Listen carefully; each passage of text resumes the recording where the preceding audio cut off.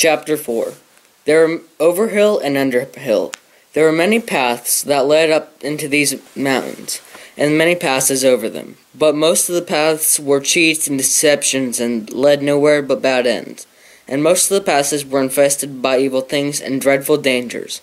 The dwarves and the hobbits, helped by wise advice of Elrond and the knowledge and memory of Gandalf, took the right road to the bright pass.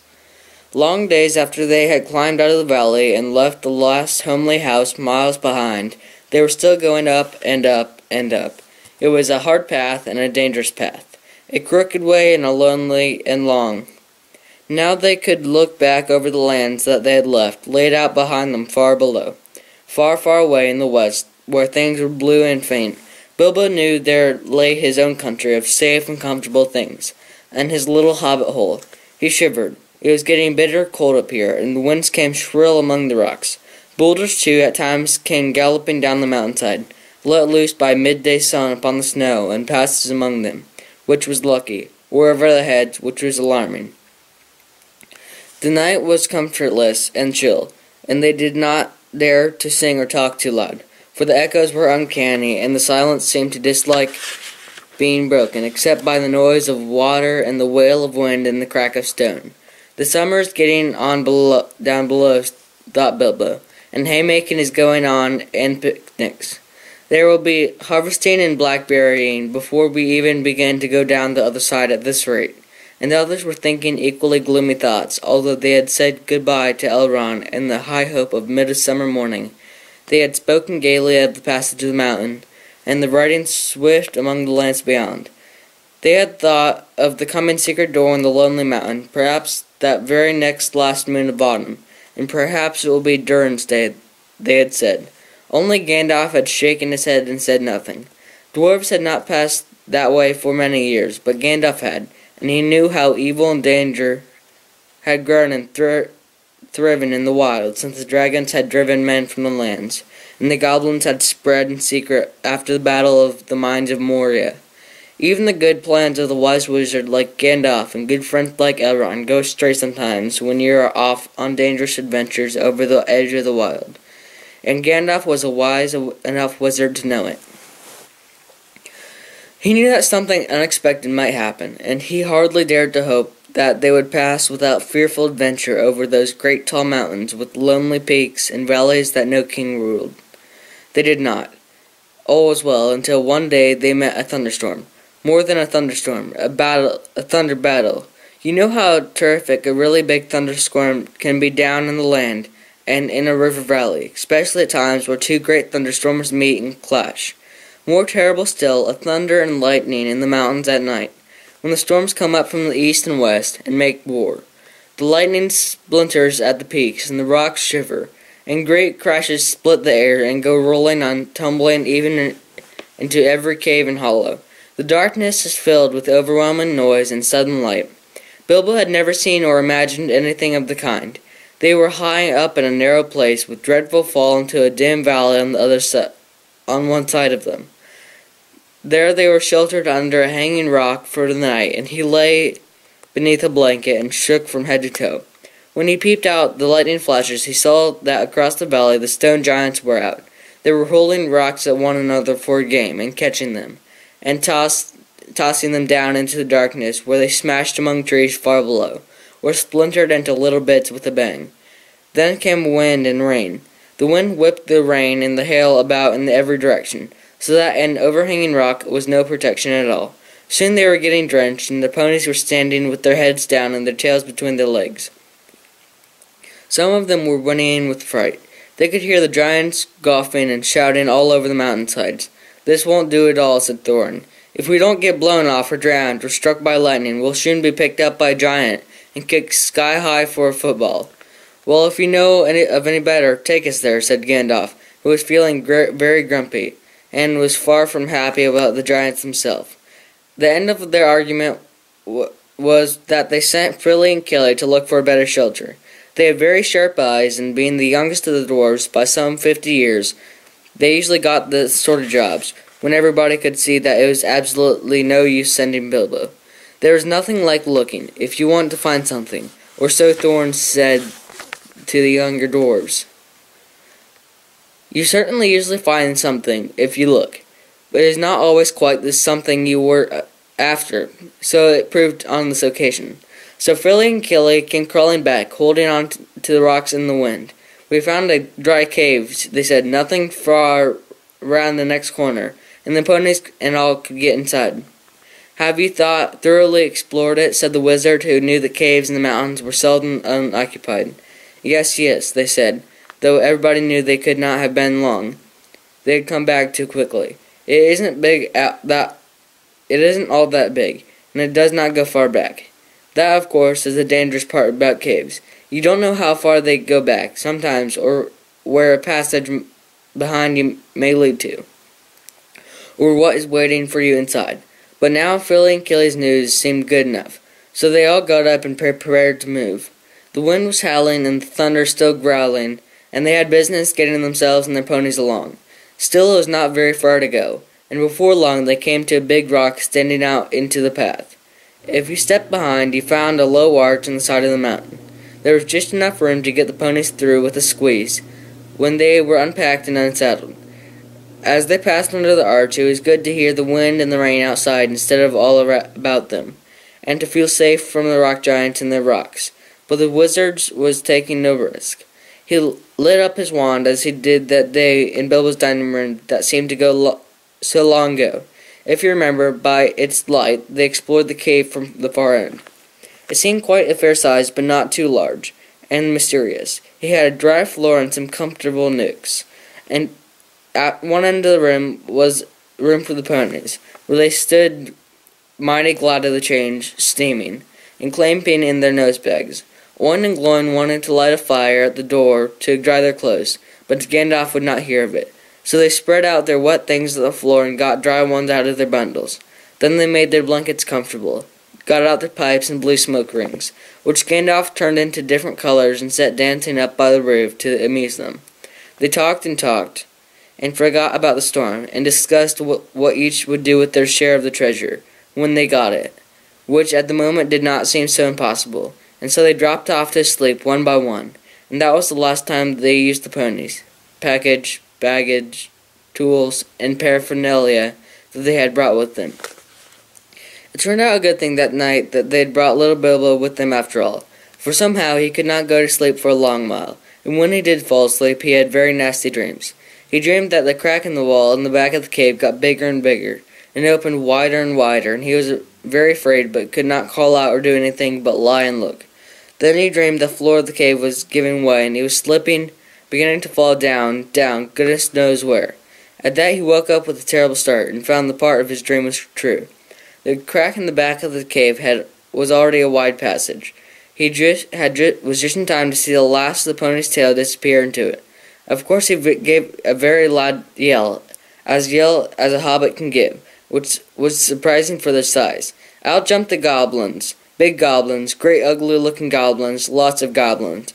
Before you could say rocks and blocks, there were 6 to each dwarf, at least, and 2 even for Bilbo. And they were all grabbed and carried through the crack. Before you can say Tinder and Flint, but not Gandalf. Bilbo yelled done that much good. It had wakened him up wide in a splinter of a second, and when the goblins came to grab him, there was a terrific flash like lightning in the cave, and a smell like gunpowder, and several of them fell dead. The crack closed with a snap, and Bilbo and the dwarves were on the wrong side of it. Where was Gandalf? Of that neither they nor the goblins had any idea. The goblins did not wait to find out. They seized Bilbo and the dwarves and hurried them along. It was deep, dark, such as only goblins that have taken to living in the heart of the mountain can see through. The passages that were crossed and tangled in all directions, but the goblins knew their way, as well as you can do to the nearest post office. And the way went down and down. It was most horribly stuffy. The goblins were very rough and pinched unmercifully, and chuckled and laughed in their horrible stony voices. And Bilbo was more unhappy than ever, even then, when the troll had picked him up by his toes. He had not wished and again for his nice bright hobbit hole, not for the last time. Now there came a glimmer of red before them. The goblins began to sing, a croak, keeping time with a flap of their feet, flat feet on the stone and shaking their prisoners as well. Clack, snap, the black crack. Crip, grab, pinch, nab, and down to the goblin town. You go, my lad. Clash, crash, crush, smash, hammer and tongues, knocker and gongs. Pound, pound, far underground. Ho, ho, my lad. Swish, smack, whip, crack, batter and beat, yammer and bleat. Work, work, nor dare to shrink. While goblins quaff and the goblins laugh, round and round from underground, below, my lad. Its sound was truly terrifying. The walls echoed with the clap, snap, and the crush and smash, and to the ugly laughter of their ho ho, me lad. The general meaning of the song was only too plain, for now the goblins took out the whips and whipped with swish and smack, and set them running as fast as could in front of them. More than one of the dwarves was already yammering and bleeding like anything when they stumbled into the big cavern.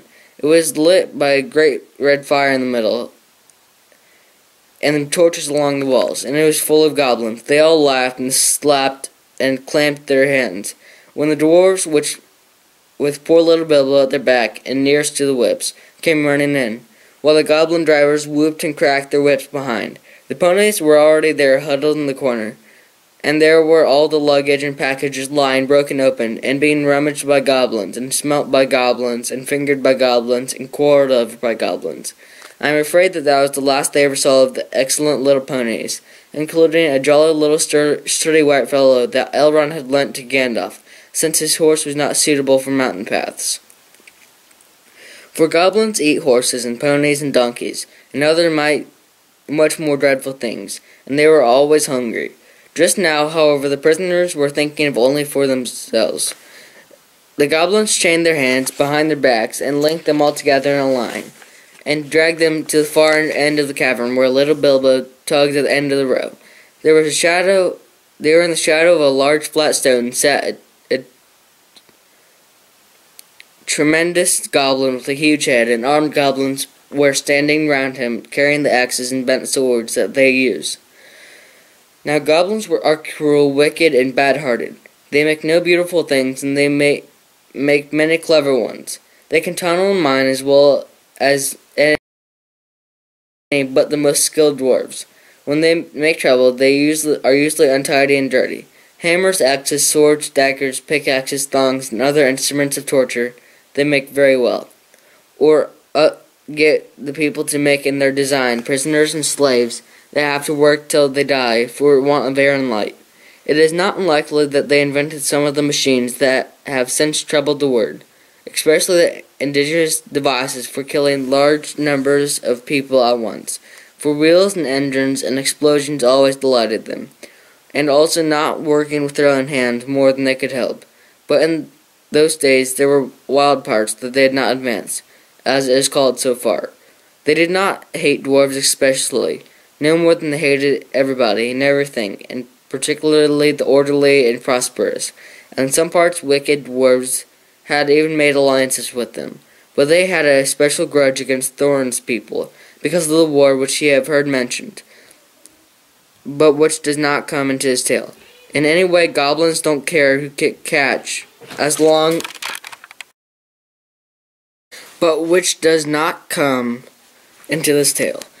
In any ways, goblins don't care who they catch, as long as it's done smart and secret, and the prisoners are not able to defend themselves. Who are these miserable persons? Said the great goblin. Dwarves, and this, said one of the drivers, pulling at Bilbo's chain so that he fell forward onto his knees. We found them sheltering on our front porch. What do you mean by it? Said the great goblin, turning to Thorin. Up to no good, I'll warrant, spying on private business of my people, I guess. Thieves. I should be surprised to learn. Murderers and friends of the elves, not unlikely. Come on. What have you got to say? Thorin the dwarf at your service, he replied. It was merely a polite note, nothing. Of these things which you suspect an image we have no idea at all. We sheltered from a storm in which seemed a convenient cave and unused. Nothing was further from our thoughts than inconveniencing goblins in any way whatsoever. That was true enough. Said the great goblin. So you say. Might I ask what you were doing up in the mountains at all, and where you were coming from, and what you were going to? In fact, I should like to know it all. Not that it will do you much good, Thorn Oakenshield. I know too much about your folk already. But let's have the truth, or it'll be something particularly uncomfortable for you. We were on a journey to visit our relatives, our nephews and nieces, and first and second and third cousins, and the other descendants of our grandfather who lived on the east side of these truly hospitable mountains, said Thorn, not quite knowing what to say at all in the moment, when obviously the exact truth would not do it all. He is a liar, oh truly tremendous one, said one of the drivers. Several of our people were struck by lightning. When we visited these creatures to come below, and they are dead as stones. Also he has not explained this. He held out a sword which Thorn had worn, a sword which came from the troll's lair. The great goblin gave a truly awful howl of rage when he looked at it, and all the soldiers gnashed their teeth, clanged their shields, and stamped. They knew the sword at once. It had killed hundreds of goblins in its time, when the fair elves of Gondolin hunted them in the hills or did battle before their walls. They had called it Orcus, goblin cleaver, which the goblins simply called biter. They hated it and hated it worse than anyone that carried it. Murderers and elf friends, said the goblin shouted. Slash them, beat them, bite them, gnash them, take them away to the dark holes full of snakes, and never let them see the light again. He was in such a rage that he jumped off his seat himself and rushed at Thorn with an open mouth. Just at that moment, all the lights in the cavern went out, and a great fire went poof, into a light of blue glowing smoke, right up to the roof that scattered piercing white sparks all among the goblins. Yells and yammerings, croaking, gibbering, and jabbering, howls, growls, and curses, shrieks, and screechings that followed were beyond description. Several hundred wild cats and wolves being roasted slowly alive together would not have compared with it. The sparks were burning holes in the goblins, and the smoke now filled from the roof made the air so thick that even their eyes to see through. Soon they were falling over one another and rolling in heaps on the floor, biting and kicking and fighting as if all gone mad. Suddenly a sword flashed in its own light. Bilbo saw it go right through the great goblin as he stood dumbfounded in the middle of his rage. He fell dead. The goblin soldiers flew before the sword, shrieking into the darkness.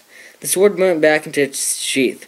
Follow me quick, said the voice, fierce and quiet, and before Bilbo understood what was happening, he was trotting along again, as fast as he could trot, at the end of the line. Down more dark passages, with yells of Goblin Hall growing fainter behind him. A pale light was leading them on. Quicker, quicker, said the voice. The torches will soon be relit. Half a minute, said Dora, who was at the back next to Bilbo, and a decent fellow. He made the hobbit scramble on his shoulder as best as he could with tied hands, and then they were off at a run, with click-click of chains and many a stumble, since they had no hands to steady themselves. Not for a long while did they stop, and by that time they must have been right down in the very mountain's heart. Then Gandalf lit up his wand. Of course it was Gandalf. But just then they were too busy to ask how he'd got there. He took out his sword again, and again it flashed in the dark by itself. It burned with a rage that made it gleam if goblins were about. Now it was brighter as any blue flame for delight in killing the great lord of the cave. It made no trouble whatever cutting through the goblin chains, and setting all the prisoners free as quickly as possible. The sword's name was Glemdring, the Foehammer, if you remember. Goblins just called it Beater, and hated it worse than Biter if possible. Orcus, too, had been saved, for Gandalf had brought it along as well, snatching them from the terrified guards. Gandalf thought of most things, and he could not do everything. He had a great deal for friends in a tight. He could do a great deal for friends in a tight corner. Are we all here? He said, handing the sword back to Thorn with a bow. Let me see. 1, that's Thorn. 2, 3, 4, 5, 6, 7, 8, 9, 10, 11. Where's Philly and Killy? Here they are, 12, 13, and here's Mr. Baggins, 14. Well, it might be worse, and then again, it might be a good deal better. No ponies and no food, and not knowing quite where we are, and hordes of angry goblins just behind. On we go. And they went. Gandalf was quite right. They began to hear goblin noises and horrible cries far behind in the passage they had come through. They sent them on faster than ever, and as poor Bilbo could not possibly go half as fast, for dwarves can roll along at a tremendous pace, I can tell you, which, when they have to, they took in turn to carry him on their backs. Still goblins going faster than dwarves, and these goblins knew the better way. They had made the path themselves, and were madly angry. So that do what they could, the dwarves heard cries and howls getting closer and closer. Soon they could hear every flap of the goblins' feet, many, many feet, which seemed only just round the last corner. The blink of red torches could be seen behind them in the tunnel which they were following. They were getting deadly tired. "Why, oh why, did I ever leave my hobbit hole?" said poor Mr. Baggins, bumping up and down on Bombor's back. "Why, oh why, did I ever bring a wretched little hobbit on the treasure hunt?" said poor Bombur, who was fat and staggering along with sweat dripping down his nose and the heat and terror. At this point, Gandalf fell behind, and Thorin with him. They turned a sharp corner. "About turn," he said. "Draw your sword, Thorin." There was nothing else to be done, and the goblins did not like it. They came scurrying round the corner in full cry, and found goblin claver, foe hammer, shining cold and bright, right in their astonished eyes. The ones in front dropped their torches and gave one yell before they were killed. The ones behind yelled still more, and leapt back, knocking over those that were running after them. "Bite her and beat her," they shrieked, and soon they were all in confusion, and most of them hustling back the way they had come. It was quite a long while before any of them dared to turn that corner. By the time the dwarfs had gone on again, and long, long way on into the dark tunnels of the goblin realm. When the goblins discovered that, they put out their torches, and they slipped on soft shoes. They chose out their very quickest runners with the sharpest ears and eyes. These ran forward, as swift as weasels in the dark, and with hardly any more noise than bats. That is why neither Bilbo nor the dwarves, nor even Gandalf heard them coming, nor did they see them. But they were seen by goblins that ran silently up behind them, for Gandalf was letting his wand give out a faint light to help the dwarves along their way. Quite suddenly, Dory, now on the back, carrying Bilbo, was grabbed from behind in the dark. He shouted and fell, and the hobbit rolled off his shoulders into blackness, bumping his head on a hard rock, and remembering nothing more.